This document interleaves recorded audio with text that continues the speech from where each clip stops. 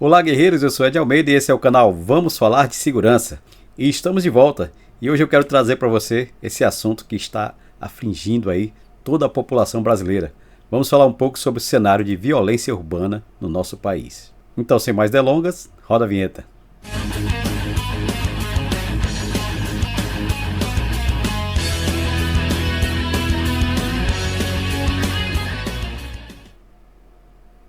E antes de mais nada, não esquece de curtir e compartilhar o nosso conteúdo para que mais pessoas sejam alcançadas pelo Vamos Falar de Segurança. Precisamos de você para alavancar o segmento da segurança no nosso país.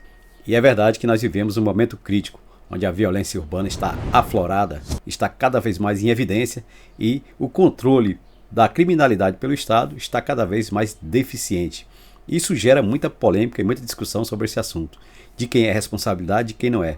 E para nós, profissionais de segurança, é muito importante identificar esse mapa da violência do Brasil, como ele se encontra atualmente, para que dentro do nosso planejamento você possa estruturar quais são as melhores práticas, quais são as melhores características dentro do seu plano para que você proteja aquele ativo, aquele patrimônio e principalmente a vida das pessoas que estão sob a sua responsabilidade. No último estudo do Anuário da Segurança Pública, a fotografia não é nada boa, principalmente para os estados do Nordeste. No último anuário da violência urbana, das 10 cidades mais violentas do Brasil, 10 estão no Nordeste e 5 na Bahia. É verdade, das 10 cidades mais violentas do país, 10 encontram-se no Nordeste, sendo que 5 estão na Bahia, 3 no Ceará e 2 em Pernambuco. Ou seja, o Nordeste está cada vez mais sujeito à ação da criminalidade. Na Bahia a situação é preocupante. 5 cidades estão inseridas ali entre as 10 mais violentas do país. Nós temos ali Jequié liderando o ranking, Juazeiro, Camaçari, Simões Filho e Feira de Santana. Já no Ceará nós temos a cidade de Maranguape, Caucaia e Maracanaú. E em Pernambuco, Cabo de Santo Agostinho e São Lourenço da Mata. Porém, se considerarmos em números absolutos, a Bahia lidera o ranking das mortes violentas em todo o país. Já a cidade de Salvador ficou em 20º lugar nesse ranking. As organizações criminosas estão cada vez mais ascendentes no nosso país e com um domínio mais extensivo. No último estudo do mapa das organizações criminosas, foram identificadas 88 organizações no país. Hoje nós temos 46 organizações criminosas atuando no Nordeste, 18 organizações atuando no Sudeste, 24 no Sul, 10 no Centro-Oeste e 14 no Norte. São 88 organizações criminosas atuando em todo o país. Nos últimos 3 anos, o crescimento e a organização têm afetado a sociedade de uma forma gritante e 3 estados dominam ali a liderança no ranking das organizações criminosas. E com um olhar amplo para todo o país, podemos identificar que 3 estados estão no comando dessas organizações. Temos uma organização de liderança no Rio de Janeiro, uma organização de liderança em São Paulo e uma organização também muito forte no Rio Grande do Sul. Porém, a organização no Rio Grande do Sul concentra-se na sua atuação local. Já organizações do Rio de Janeiro e de São Paulo, elas atuam em 25 unidades federativas. É uma verdadeira franquia do crime. Estão cada vez mais unidos e mais organizados. E a característica principal dessas duas organizações é a extensão de poder e a organização que estão afetando todo o país. Estudos apontam que a droga em si está em segundo plano e que hoje as facções criminosas ganham mais dinheiro com negócios, seja lavando dinheiro em negócios lícitos, como na comercialização na periferia dos serviços essenciais, como venda de gás, distribuição de internet e cobrança por serviços que existem naquele local, uma taxa de segurança. E aqueles que não atendem são julgados pelo Tribunal do Crime. No Ceará, por exemplo, uma pessoa que vendia churrasquinho na frente da sua casa era cobrada uma taxa de R$1.000 por mês pela criminalidade. No mês que ele não teve como pagar, ele simplesmente foi eliminado e julgado pelo Tribunal do Crime. Essas organizações ocuparam o vácuo que o Estado deixou e cada vez o domínio está mais gritante, mais forte e mais difícil de ser combatido. Vimos nos últimos dias a operação no Rio de Janeiro, onde o combate aos traficantes rendeu mais de 121 mortes. Quando eu estava gravando esse vídeo, estavam em 64 mortes, hoje já são 121 mortes contabilizadas, 81 presos e 42 fuzis apreendidos no Rio de Janeiro. Alguns dias atrás também vimos a Operação Carbono deflagrada pela Polícia Federal para combater a lavagem de dinheiro através de postos de combustíveis, fintechs e negócios em plataformas legalizadas. Ao todo, 1.400 agentes cumpriram 200 mandados de busca e apreensão contra 350 alvos em 10 estados. Só na Faria Lima, concentraram-se em 42 alvos, empresas, corretoras e fundos de investimentos em 5 endereços, incluindo alguns edifícios icônicos da região. De acordo com as autoridades, uma das principais investigadas, a BK Bank, registrou 17 bilhões em movimentações financeiras suspeitas. E a situação no Nordeste é mais complicada. Por exemplo, na cidade de Arembepe, na Bahia, traficantes dominaram o local e foi preciso uma operação da Polícia Federal com mais de 200 homens para devolver a população àquele território tomado. Uma cidade praiana, numa região estratégica, onde eles atuavam para traficar drogas e também ter o domínio do comércio na região e até expulsar pessoas do local.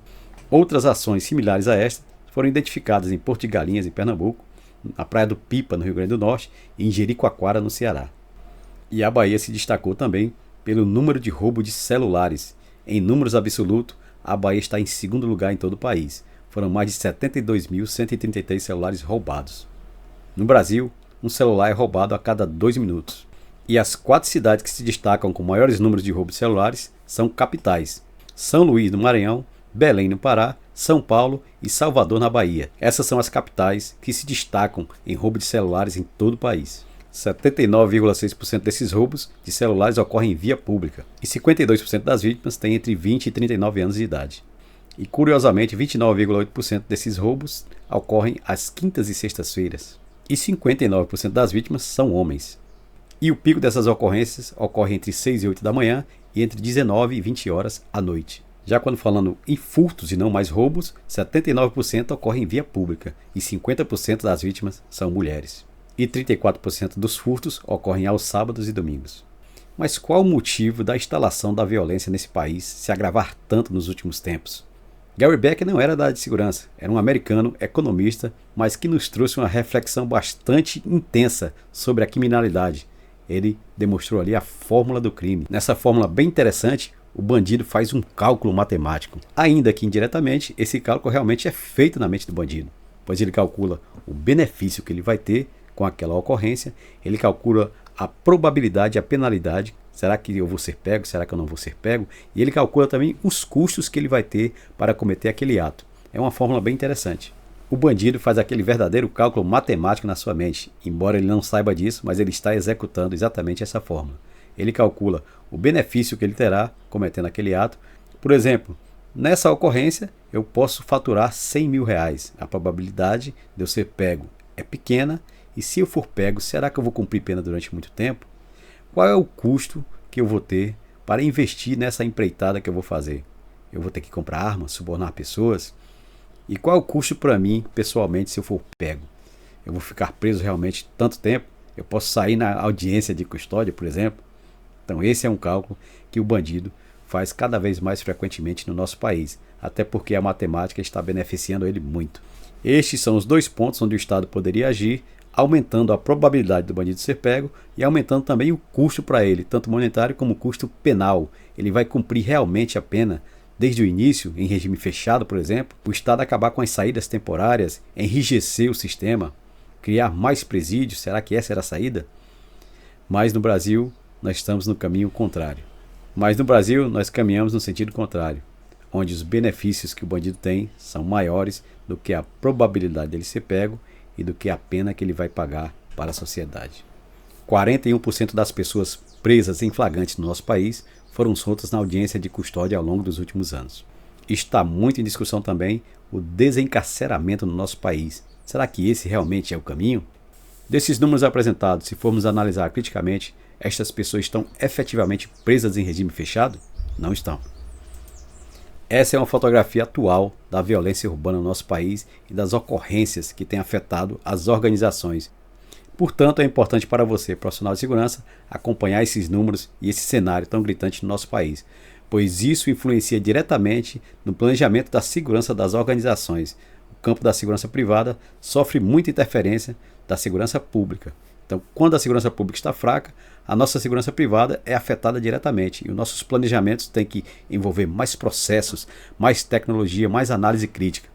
E o Estatuto da Segurança Privada está aí com a figura do gestor de segurança, onde você tem que dominar esses assuntos e fazer o seu planejamento para mostrar o seu valor, mostrar que você realmente está um profissional contemporâneo, que você acompanha as atualidades do que vem ocorrendo no Brasil.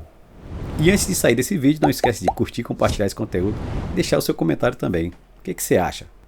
Quais os caminhos que devemos seguir e como isso afeta você como um profissional de segurança privada?